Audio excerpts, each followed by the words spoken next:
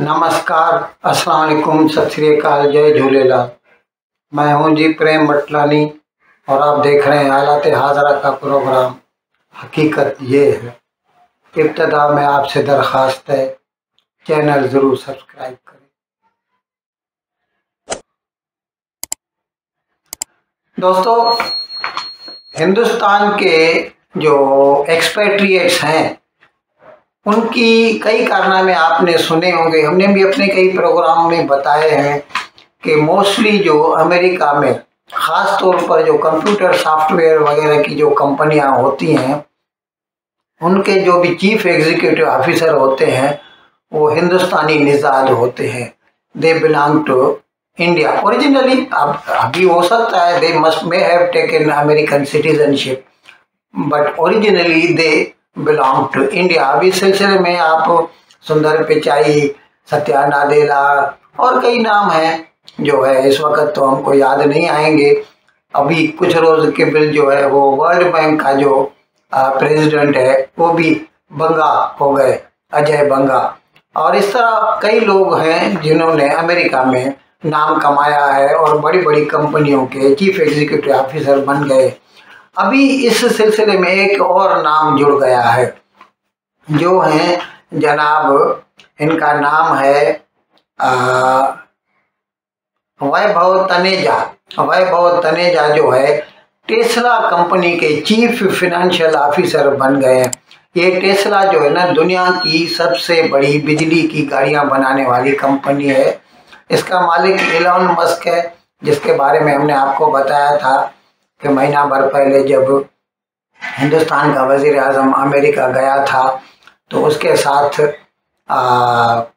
Tesla का ये जो मालिक है एलन मस्क, ये मिला था नरेंद्र मोदी के साथ और उसने कहा था कि वो भारत में कारखाना लगाना चाहता है। ये अलग बात है कि 2 साल केवल भी उसने ऐसा कहा था, लेकिन उस वक्त उसकी मर्जी ये थी कि वो सिर्फ भारत में गाड़ियाँ बेचना चाहता था और चीन की बनी हुई गाड़ियाँ, टेस्ला की जो चीन का में उसका कारखाना लगा हुआ है, वो वहाँ से इंपोर्ट करके भारत में बेचना चाहता था।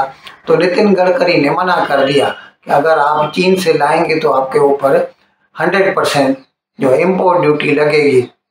अगर आप भारत में बनाएंगे तो हम आपको ज़्यादा फैसिलिटीज दे सकते हैं। तो खैर बाहर बात उस वक्त अटक गई थी और अभी हमने एक प्रोग्राम में भी बताया कि अभी वो भारत में कारखाना लगाने जा रहा है और पूना के करीब उसने ज़मीन भी ले ली है। अच्छा, तो हम बता रहे थे यही टेस्ला कंपनी जो है ना उसका जो चीफ फाइनेंशियल ऑफिसर है वो एक इंडियन हो गया है, वैभव तनेजा, और इसको मास्टर ऑफ द कॉइन भी कहते हैं उनकी जुबान में। और ये बात हम खास तौर पर आपको बता दें कि ये जो टेस्ला कंपनी है ना उसकी मार्केट कैपिटलाइजेशन यानी बाजार में जो शेयर का रेट होता है और टोटल जो शेयर जारी किए होते हैं उनको अगर ज़रब दे दिया जाए तो जितनी कीमत निकलती है उसको मार्केट कैपिटलाइजेशन कहते हैं। इस एक कंपनी की मार्केट कैपिटलाइजेशन 1 ट्रिलियन डॉलर है, यानी 1000 बिलियन डॉलर। और ये हम आपको इसलिए भी बता दें कि पाकिस्तान की टोटल जीडीपी 350 बिलियन डॉलर है मेरे भाई, सिर्फ 350 बिलियन डॉलर, जबकि इस एक कंपनी की जो मार्केट कैपिटलाइजेशन है वो इससे 3 गुना ज़्यादा है। दोस्तों, हमने आपको बताया है एक प्रोग्राम में कि तकरीबन 8-10 साल पहले एक स्कीम जो है आई थी, प्रपोज की गई थी ईरान की तरफ से कि ईरान, पाकिस्तान और भारत तीनों में गैस लाइन पाइपलाइन बिछाई जाए और ईरान की गैस पाकिस्तान को भी मिले, भारत को भी मिले।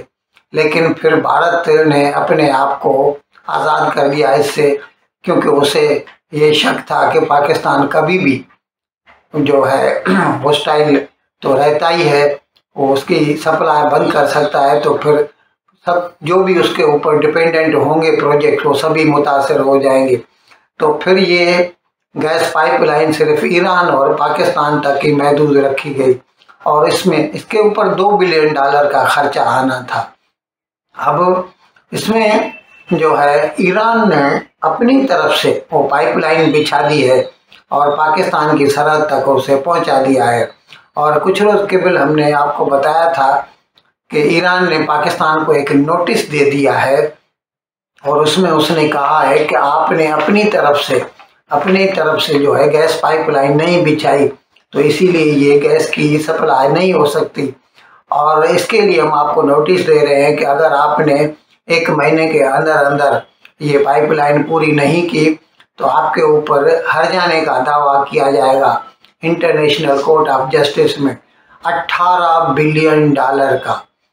अब इसके जवाब में जो है कल जो है पाकिस्तान का जो तेल का वजीर है मुसद्दिक मलिक, उसने नेशनल असेंबली में बताया कि हमने ईरान की सरकार को जवाब दे दिया है और हमने उसमें बताया है कि क्योंकि ईरान के ऊपर अमेरिका की पाबंदियां लगी हुई हैं और इसकी वजह से हम लोग मजबूर हैं और इसीलिए इस जवाब को वो कहते हैं फोर्स मेजोर जो है, यानी हम अपनी तरफ से इस एग्रीमेंट को कैंसिल कर देते हैं।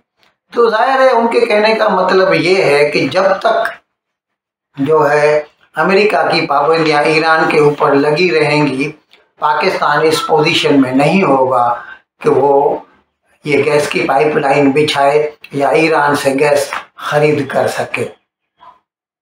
इन अल्फाज के साथ मैं आज का प्रोग्राम ख़त्म करने की आपसे इजाज़त चाहता हूँ, लेकिन विदाई लेने से पहले एक मर्तबा फिर आपसे मेरी दरख्वास्त है कि जिस किसी साहब या साहबा ने अब तक हमारे इस चैनल को सब्सक्राइब नहीं किया, अज़राह करम इसको जल्द से जल्द सब्सक्राइब करें, प्रोग्राम को लाइक करें, शेयर करें और घंटी का बटन दबाना न भूलें। बहुत बहुत शुक्रिया। खुदा हाफिज़।